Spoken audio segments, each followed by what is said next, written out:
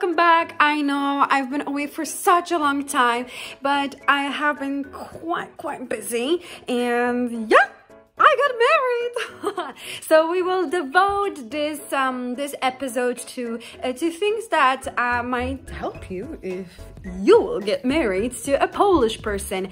And yeah, it'll be all about the vocabulary that will become useful, and maybe if you want, I can do another episode on how it actually works when it comes to the logistic side of it. What kind of do you need if you're not Pole to get married in Poland, etc. Because that's been a long telenovela, as I call it, because yeah, it took months.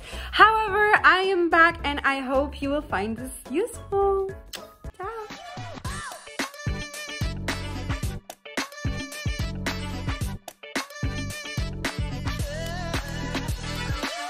So I am here and we will start. I have my copy with me as usual to make sure I don't forget everything. So I have a lot of written for you, and it's 20 important words, vocabulary that is connected to, you know, getting married and all of that. So yeah, so number one and two will be devoted to how to say fiancé.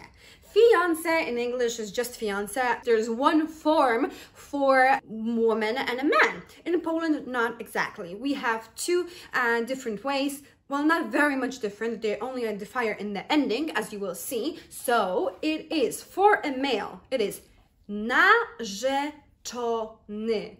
Narzeczony. And fiancé, if you're a female, is narzeczona. Narzeczona. Number three will be devoted to how to say engagement, the noun engagement, and that's called in Polish narzeczeństwo. Narzeczeństwo. Narzeczeństwo. Narzeczeństwo. But we actually have another way to refer to that you are engaged. Być zaręczonym. So we use the verb to be, być, and of course we conjugate it. So if I want to refer to me, jestem, jestem. And if I'm a male, I will say zaręczony, zaręczony, zaręczony. And if I'm a woman, I will say zaręczona. So no? Zaręczony, zaręczona, jestem. So that's how we say I'm engaged, okay? So number four, how to say that the verb to propose. To propose is oświadczyć się. Oświadczyć się, okay? Oświadczyć się. It's a reflexive verb. So that oświadczyć się is to propose. And how do you want to say the proposal? You know, the proposal, the act of, you know, proposing to someone. The proposal in Polish is oświadczyny. Oświadczyny. And that's our number five. Oświadczyny. To get married. That is our number six. To get married. And we have two different ways to say it, because we have a different way to say it for a woman and a different way to say it for a man. And they're quite different. If you are a man who is getting married to a woman, or if you're a woman getting married to a woman, doesn't matter. If you're getting married to a woman, you will say ożenić się. That's the verb to get married. Ożenić się. It's a reflexive verb. So let's put it in context. Let's say you want to say, I want to get married to Sofia. Chcę, I want to, chcę ożenić się, to get married with Sofia, z Sofią. Okay, so that's if you're getting married to a woman. If you're getting married to a man, you will say, let's put it straight into context, I want to get married to Josh. Chcę wyjść za mąż. Wyjść za mąż. Za Josha. Get married to Josh. Number eight. And number eight is marriage. How do we say marriage in Poland? Małżeństwo. Małżeństwo. As you can see, małżeństwo has the letter ni. Ni. It's a short short, sharp sound, okay? Ni. But here we don't pronounce it this way. We make it much softer because it's hard to pronounce it in this short, sharp way. Like in the word koni, koni, ni, ni, no? Koni. That's a sharp sound. We can't make it this way in this word. And most likely, it's because it's in the middle of the word. Okay, so when we have this in the middle of the word, those type of letters, shi, chi, ni, those with the little accent above, they are the sharp sounds. And if they're in the middle of the word, we have to make them softer because it's impossible to pronounce. So I'm not pronouncing małżeństwo. You see, I can't do it. Like my tongue doesn't allow me. So we make it softer and we say małżeństwo, małżeństwo, małżeństwo. It's as if I'm putting the letter J there to make it softer because the letter J in Poland is yi, yi. That's the sound that it makes. So that's how it sounds when I'm pronouncing this word. It doesn't sound małżeństwo. It sounds małżeństwo. Okay?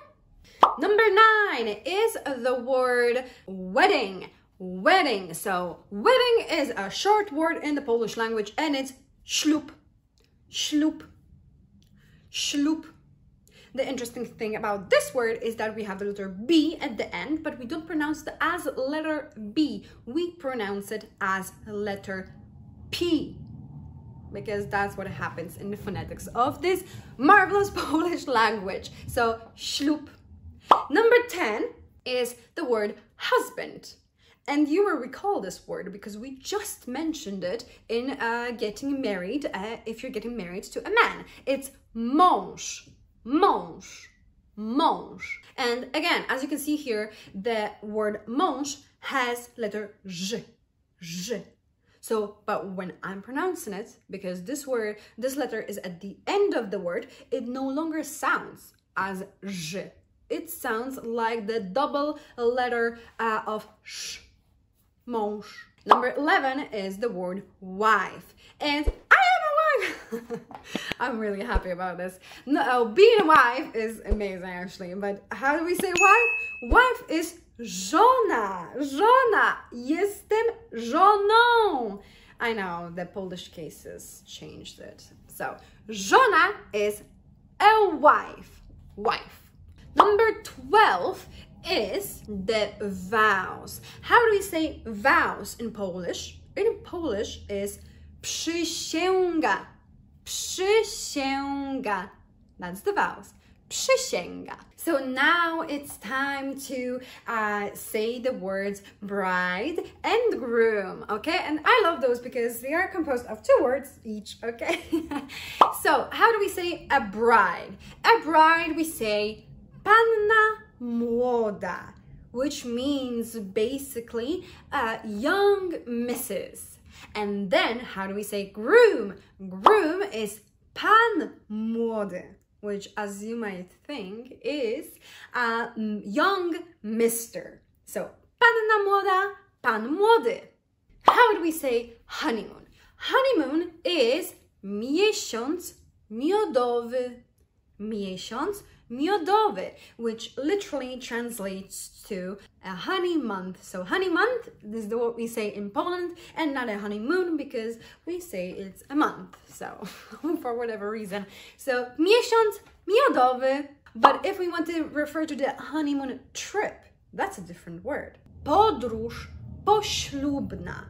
Podróż poślubna, which basically translates to after wedding trip. Yes. Podróż poślubna. Number 17 is anniversary. So number 17 is anniversary. How do we say it? We say it rocznica.